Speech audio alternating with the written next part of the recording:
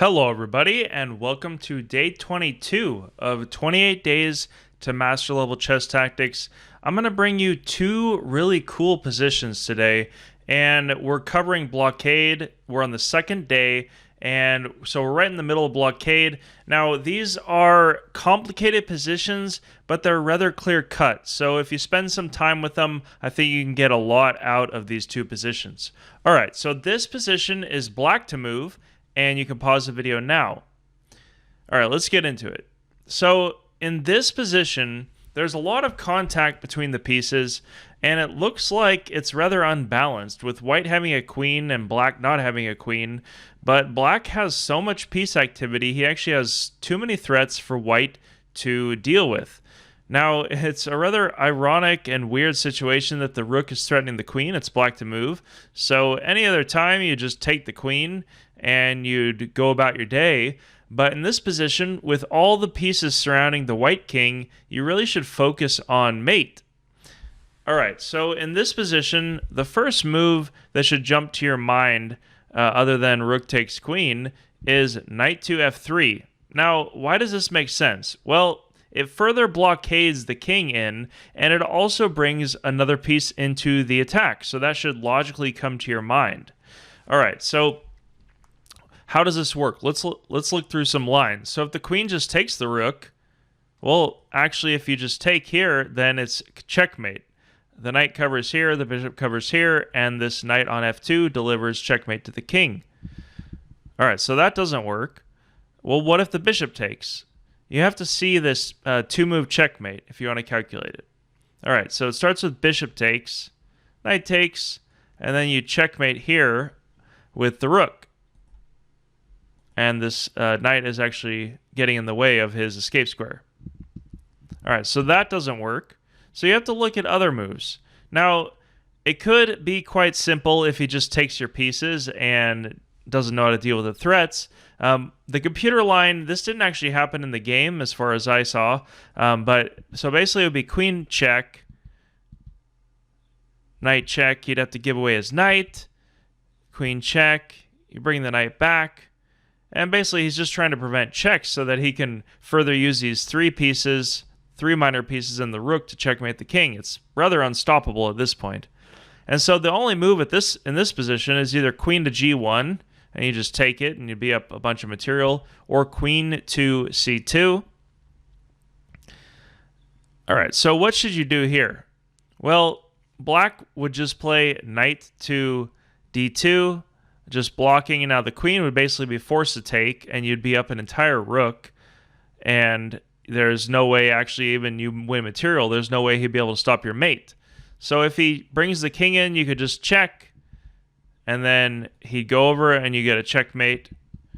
So basically he would be forced to take this, and he'd be losing anyway. There's no way to stop the mate, and there's only a way to delay it basically by taking that knight and giving away your queen. Alright, so this was a rather complicated example, and it was pinned on relying on some weak defense by white.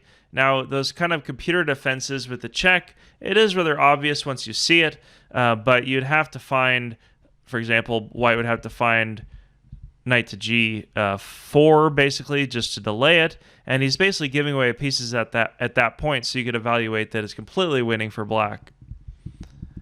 Alright, so from the beginning of this position, you can see that the knight makes perfect sense by bringing another piece into the attack, but it also blockades further the king, and also if the queen moves anywhere else, then you also get a checkmate on h2.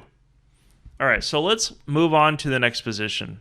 In this position, it's white to move, and you can pause the video now. Okay, so this is actually from a Grishuk game, and it's a very complicated and high-level example of a blockade.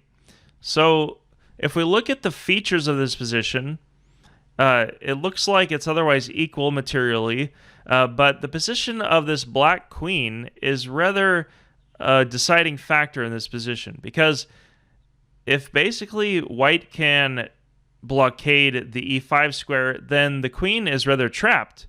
The knight's covering here, the bishop's covering here, the pawn's covering here, and both the bishop and knight are covering here. So there would be no way for black to get his queen out. And that's actually exactly what happens after the following combination.